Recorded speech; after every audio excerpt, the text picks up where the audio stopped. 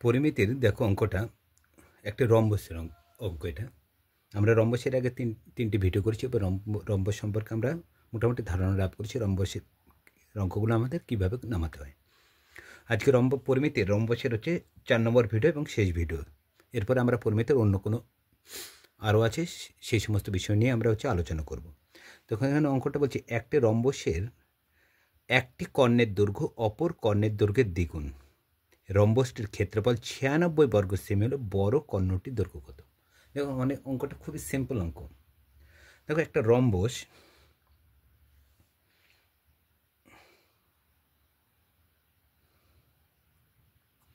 এখানে ধরো আমি একটা rhombus আঁকাচ্ছি A B C D,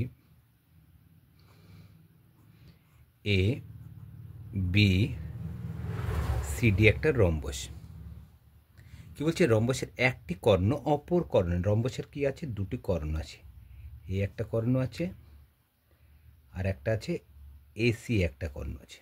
তাহলে এ বি সি ডি রম্বসের দুটি কর্ণ, একটা এসি একটা বিডি। এখানে বলছে রম্বসটির একটি কর্ণের দৈর্ঘ্য অপর কর্ণের দ্বিগুণ। দেখো এখান থেকে কিন্তু আমরা কর্ণ দুটোই বের করে নিতে পারবো। আর বড় কর্ণটির দৈর্ঘ্যফল, এখানে ক্ষেত্রফলও দিয়ে আছে। আমরা ক্ষেত্রফলও, আমাদের রম্বসের ক্ষেত্রফলের ফর্মুলা কত, হাফ ইন্টু কর্ণদ্বয়ের গুণফল, হাফ ইন্টু কর্ণদ্বয়ের গুণফল। তাহলে দেখো এই 96টাই মানে হচ্ছে হাফ ইন্টু কর্ণদ্বয়ের গুণফল। এখান থেকে কিন্তু আমরা কি রম্বসের বড় বাহুটা বের করে নিতে পারি। এখানে দেখো বড় কোনটা ছোট কোনটা এখানে বের করে বলে দিয়েছে। এখানে একটি বাহু কর্ণের, রম্বসের একটি কর্ণ অপর কর্ণের 3 গুণ। তাহলে এখান থেকে আমরা রম্বসের কর্ণটা আমরা বের করে নিতে পারবো। তাহলে ধরি একটি কর্ণ,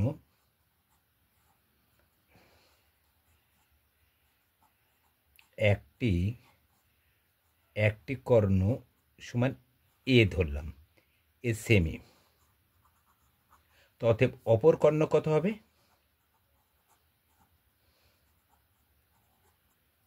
3 গুণ বলেছি, একটা কর্ণ যা হবে তার 3 গুণ সেমি। তাহলে কত হচ্ছে 3a সেমি। দেখো রম্বসের দুটো কর্ণ পেয়ে গেলাম, একটা এ সেমি একটা আর একটা আসছে 3a সেমি। এটা তো চলযুক্ত সংখ্যা তাই না, কিন্তু আমাকে বের করতে বড় কর্ণটি হচ্ছে দৈর্ঘ্য। এখানে দেখো রম্বস ক্ষেত্রফল দিয়ে আছে। এই রম্বসের এই 96 বর্গ সেমি মানেই হচ্ছে হাফ কর্ণদ্বয়ের গুণফল। 96 বর্গ সেমি রম্বস। এখানে দেখো দুটি কর্ণ যখন দেওয়া থাকবে, রম্বসের ক্ষেত্রফলের ফর্মুলা কি, রম্বসের ক্ষেত্রফল হাফ ইন্টু কর্ণদ্বয়ের গুণফল, কর্ণদ্বয়ের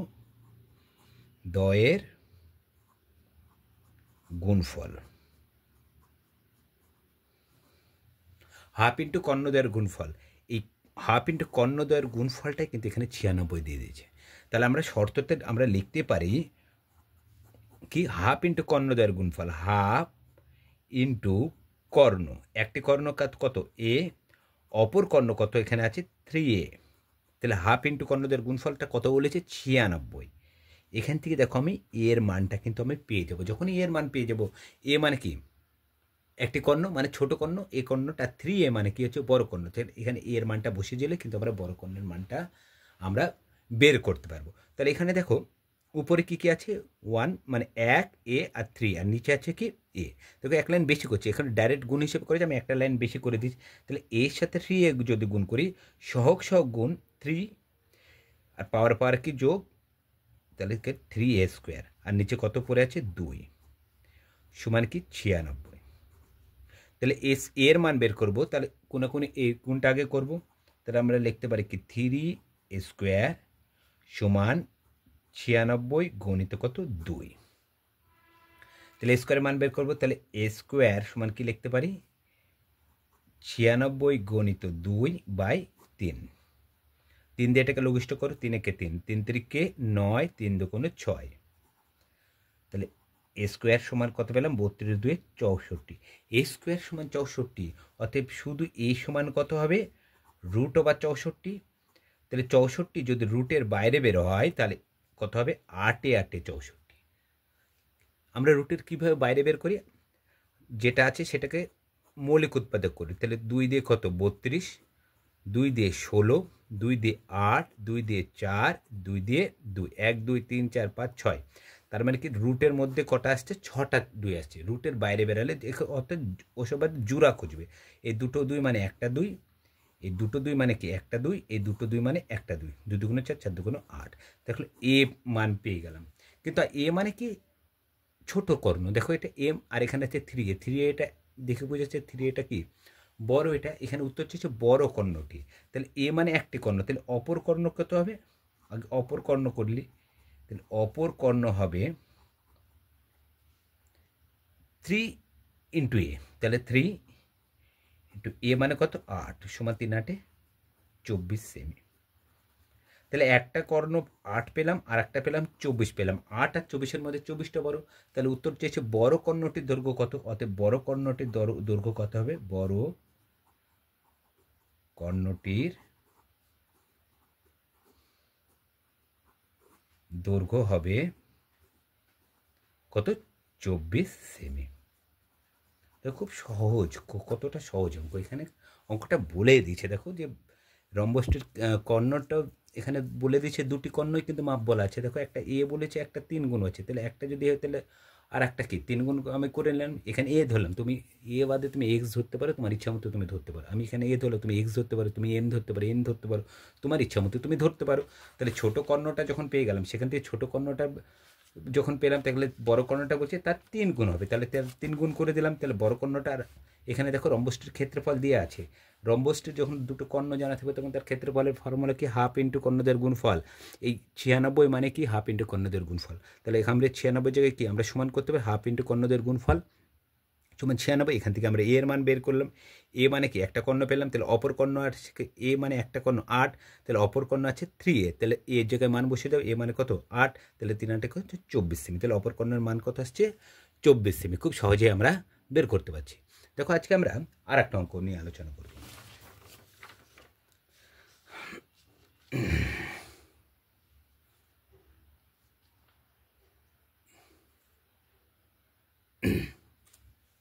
একটি রম্বসের উচ্চতা 14 সেমি এবং বাহুর দৈর্ঘ্য 5 সেমি হলে রম্বসটির ক্ষেত্রফল কত? উচ্চতা এবং বাহুর দৈর্ঘ্য একটা একটা করে দেওয়া। আমি রম্বসটির ছবি আগে রেখে নিয়েছি। একটি রম্বসের উচ্চতা 14 সেমি এবং বাহুর দৈর্ঘ্য বলেছে কত? 5 সেমি। তুমি লক্ষ্য করো এখানে আগে A B C D A একটা কি লিখলাম? রম্বস। রম্বসটির বাহু বলে দিয়েছে, ভালো করে লক্ষ্য। তাহলে রম্বসটির একটা বাহু 5 সেমি, এই বাহুটা কত? 5 সেমি। তার মানে এটাও কত হবে? 5 সেমি। এটাও হবে 5 সেমি। এটাও হবে কি? 5 সেমি। তাহলে এ বি সি ডি রম্বসের বাহু 5 সেমি। এ কথার অর্থ কি? মানে বলতে পারি কি এ বি সমান বিসি সমান সিডি সমান ডিএ সমান কি 5 সেমি। এটাও 5 সেমি, এটা 5 সেমি, এটা 5 সেমি, এটা 5 সেমি আমি পেলাম আগে। এবার লক্ষ্য করো, তাহলে এ বির মানও যা 5, দেখো আমি লিখেছি। তাহলে A B C D রম্বসের A B BC CD DA, মানে এ বির মান, বিসির মান, সিডি মান এবং ডি এর মান 1 আছে। এবারে বলছে রম্বসটির উচ্চতা। দেখো রম্বসটির একটা আমি কর্ণ আঁকে দিই। তাহলে উচ্চতা কি? ভূমি পর্যন্ত, এইটা হলো উচ্চতা। এটাকে আমি ই নাম দিয়ে দিলাম। তাহলে এ থেকে ই পর্যন্ত এর উচ্চতা কত বলেছে? 14 সেমি। যখন উচ্চতা এবং ভূমির দৈর্ঘ্য জানা থাকবে, তখন আমরা কিন্তু রম্বসের ক্ষেত্রফলের ফর্মুলা কি হয়? হাফ। এই ত্রিভুজের ক্ষেত্রফলটা কি হবে? তাহলে হাফ লম্ব ইন্টু ভূমি। এটা হলো ত্রিভুজটির ক্ষেত্রফল। এখানে বলছে হলে রম্বসটির ক্ষেত্রে, দেখুন আমাকে এবার একটা জিনিস মনে রাখতে হবে। রম্বসের একটি কর্ণ রম্বসকে দুটি সর্বসম ত্রিভুজে বিভক্ত করে। এই কথাটা মনে রাখবে। এই একটা যদি রম্বস হয়, মাঝখানে একটা কি টেনে দিলাম? কর্ণ টেনে দিলাম। এই কর্ণটা তুমি এই দিক দিয়েও টানতে পারো। দেখো আমি ওই দিক দিয়ে টেনেছি। তুমি যদি ভাবো যে তুমি টানছো এই দিক দিয়ে, তবুও দেখো দুটো ত্রিভুজ হচ্ছে, এখানে দিয়েও দুটো ত্রিভুজ হচ্ছে। মনে রাখবে যে রম্বসের যে কোনো একটি কর্ণ তুমি এই দিক দিয়ে কর্ণ টানতে পারো, এই দিক দিয়ে কর্ণ টানতে পারো, যে কোনো একটা কর্ণ রম্বসকে দুটি সর্বসম ত্রিভুজে বিভক্ত করে। কী করবে? দুটি সর্বসম ত্রিভুজ। তাহলে এখানে দেখো এই পুরো রম্বসটা, আচ্ছা এই ত্রিভুজটার ক্ষেত্রফল যদি 10 হয়, তার মানে সর্বসম ত্রিভুজ মানে কি? এই ত্রিভুজের ক্ষেত্রফল বা পরিসীমা যা হবে, পাশের ত্রিভুজটার ক্ষেত্রফল পরিসীমা কিন্তু একই হবে। তাহলে এই ত্রিভুজটার ক্ষেত্রফল কত হবে? 10 হবে। দেখো এই 10 আর 10 মানে এই পুরো রম্বসের ক্ষেত্রফল 10 যোগ 10 সমান 20টা হবে কি এই পুরো রম্বসটির ক্ষেত্রফল। এখানে দেখো, এখানে যদি এবিসি একটা আমি পাচ্ছি কি ত্রিভুজ, এই ত্রিভুজটার যদি আমি ক্ষেত্রফল বের করতে পারি তাহলে পুরো রম্বসটার ক্ষেত্রফল আমরা নির্ণয় করতে পারবো। কারণ এবিসিডি যেমন একটা ত্রিভুজ এসছে, দেখো এখানে এসিডি এখানে আর একটা, এটা 2 নম্বর হবে, এটা 1 নম্বর ত্রিভুজ, এখানে আর একটা ত্রিভুজ তৈরি হয়েছে। তাহলে এই ত্রিভুজটার যোগফল 1 নম্বর ত্রিভুজের ক্ষেত্রফল যোগফল 2 নম্বর ত্রিভুজের যোগফল পুরোটা মানে কি এবিসিডি রম্বসের ক্ষেত্রফল হবে ওটা। কারণ রম্বসের একটা কর্ণ, দেখো এসি কর্ণটা রম্বসকে দুটি ত্রিভুজ করেছে। একটা ত্রিভুজ কি? ত্রিভুজ এবিসি যোগ ত্রিভুজ এসিডি, এই দুটোর ক্ষেত্রফল সমান হচ্ছে এবিসিডি রম্বসের ক্ষেত্রফল কি হবে? সমান হবে। দেখো দুটো ত্রিভুজ পেয়েছি, একটা এবিসি, এসি কর্ণ দুটো ত্রিভুজ বিভক্ত করেছে, একটা এবিসি আর একটা করেছে এসিডি, দেখো এসিডি লিখেছি। আবার এবিসির ক্ষেত্রফল আর এসিডি এর ক্ষেত্রফল এবিসিডি রম্বসের ক্ষেত্রফলের কি হবে? সমান। তাহলে এখানটায় দেখো এবিসিডি এর ক্ষেত্রফল যদি আমরা বের করি, ত্রিভুজ এবিসি এর ক্ষেত্রফল, ফর্মুলা কি হবে? ক্ষেত্রফল হাফ ইন্টু লম্ব ইন্টু ভূমি একক, বর্গ একক।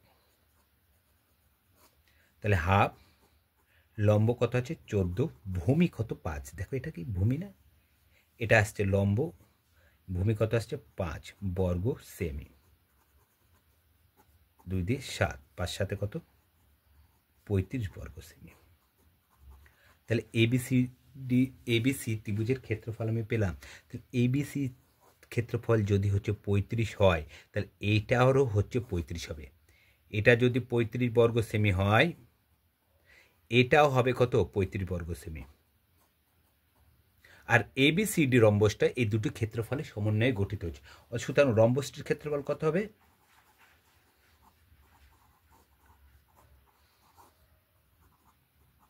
ক্ষেত্রফল হবে দুটি ত্রিভুজের যোগফল, মানে কি 35কে আমরা 2 দিয়ে গুণ করে দিই, তাহলে আমরা দুটো ত্রিভুজের ক্ষেত্রফল বেড়ে যাবে। তাহলে কত? 70 বর্গ সেমি। দেখো 70টা দুটো 35কে যোগ করে 70, 35 যোগ 35 সমান কত আসছে? 70। তাহলে এই ত্রিভুজটার ক্ষেত্রফল যদি 35 বর্গ সেমি হয়, এটাও ত্রিভুজের ক্ষেত্রফল 35 বর্গ। এখানে লিখে দিয়েছি দেখো এবিসিডির ক্ষেত্রফল যোগ এসিডি এর ক্ষেত্রফল সমান এবিসিডি রম্বসের ক্ষেত্রফল। তাহলে এবিসি এর ক্ষেত্রফল যদি 35 হয়, এসিডি এর ক্ষেত্রফলও 35 হবে। কারণ হচ্ছে রম্বসের যে কোনো একটা কর্ণ রম্বসকে দুটি সর্বসম ত্রিভুজে কী করে? বিভক্ত করে। তাহলে রম্বসটির ক্ষেত্রফল হবে কত? 70 বর্গ সেমি।